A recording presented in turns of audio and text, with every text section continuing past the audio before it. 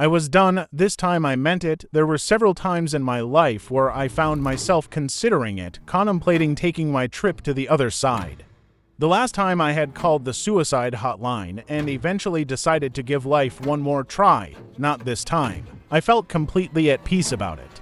This time I was truly ready. I slipped the rope over my neck. The rope was tied to a metal loop that was drilled into the framing to be sure that I would not fail. I lifted my foot, ready to step off the chair, then someone knocked on the door.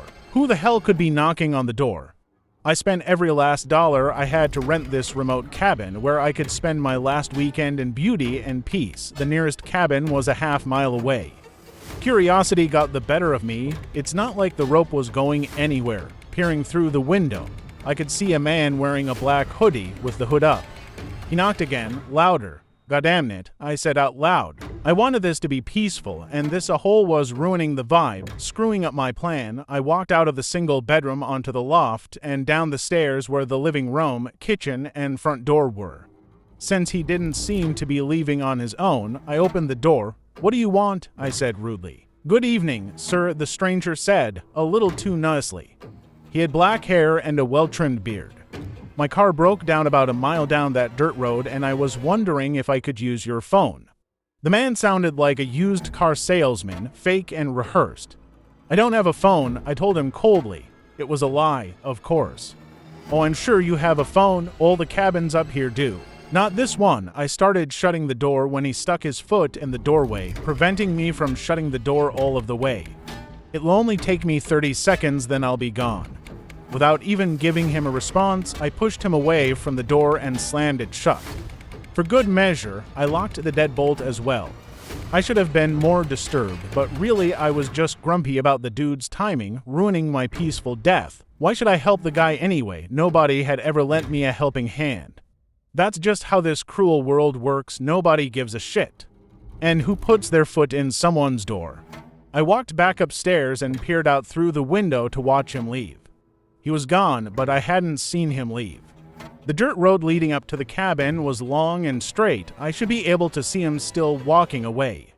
I needed to make sure this guy was gone so I could find my peace with death again. I checked all the windows, looking for the weirdo. Nothing. He must have run or something and made it out of sight quickly.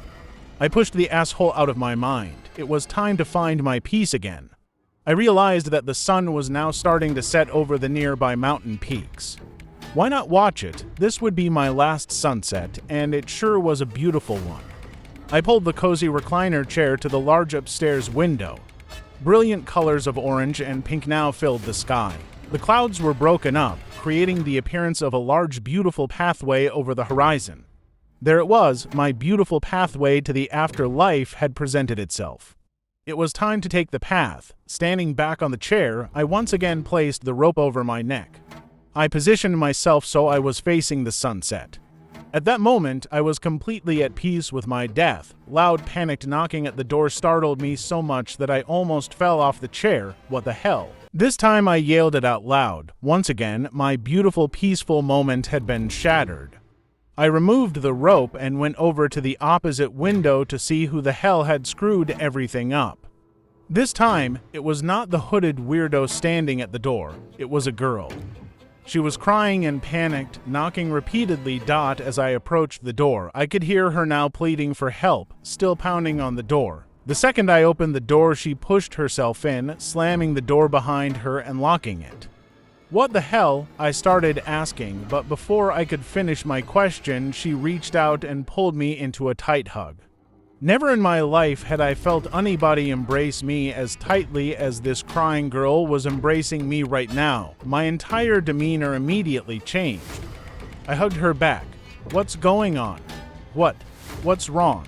I asked her with genuine concern. She pulled back and looked me in the eye. I couldn't help but notice that, even through her tears, she was absolutely beautiful. Her long dark hair complemented those beautiful green eyes. They were a shade of green that I had never before seen. For a moment, I lost myself in her eyes. I came back to reality when she started talking. "He killed her.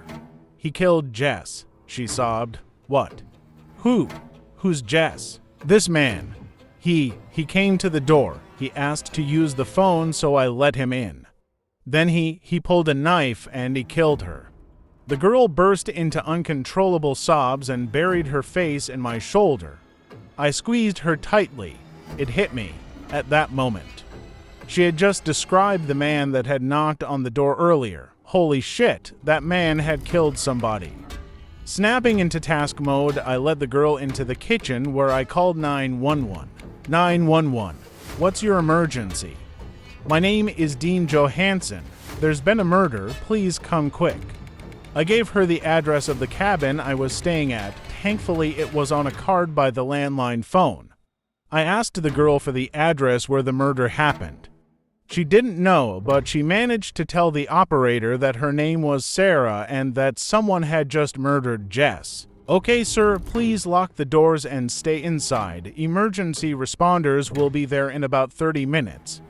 The phone lady told me 30 minutes. What do you mean 30 minutes? There's a murderer on the loose.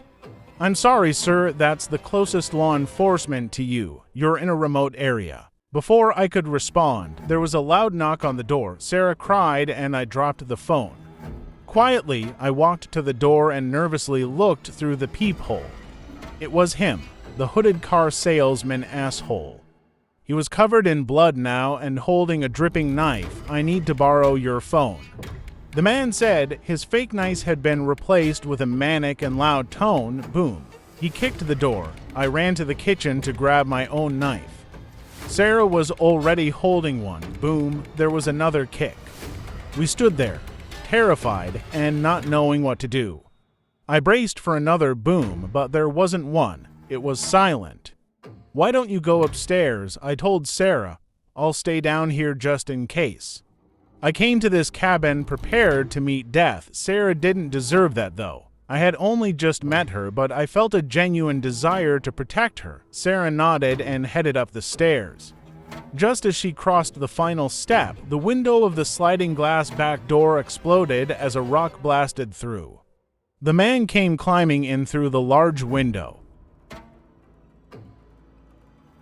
The expression on his face was one of adrenalized mania. I grabbed an ugly vase off the nearby end table and threw it at him with all my might. It missed terribly. Knife still in my hand, I picked up a wooden chair and charged at him with bravery I had never felt before. The collision knocked both of us to the ground. I slashed at him with my knife, aiming for the neck.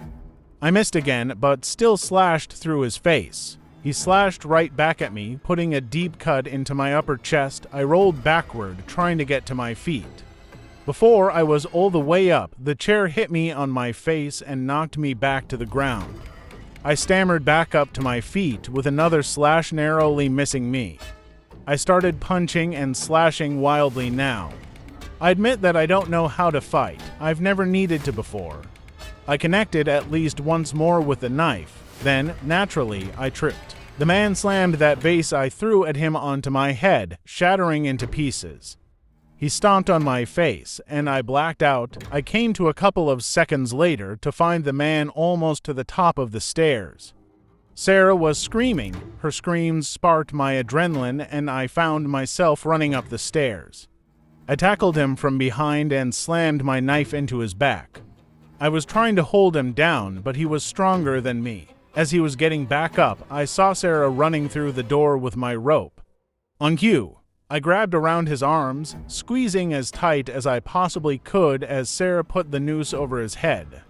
He was fighting violently now. I knew that I would be unable to restrain him for long, even with that knife sticking in his back. Elle was quickly tying the other end of the rope to the banister with shaky hands. With a sudden burst of strength, the killer broke his arms free and lunged at Sarah. I charged with all my might, pushing him toward the banister.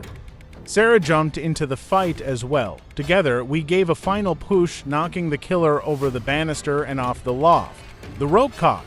With an audible crack, his fall was broken, as was his neck. Both of our knots had held. Silence fell as the body of the man who tried to murder us swung over the living room, suspended by a noose. My noose, Sarah and I sat outside, waiting for the police to arrive.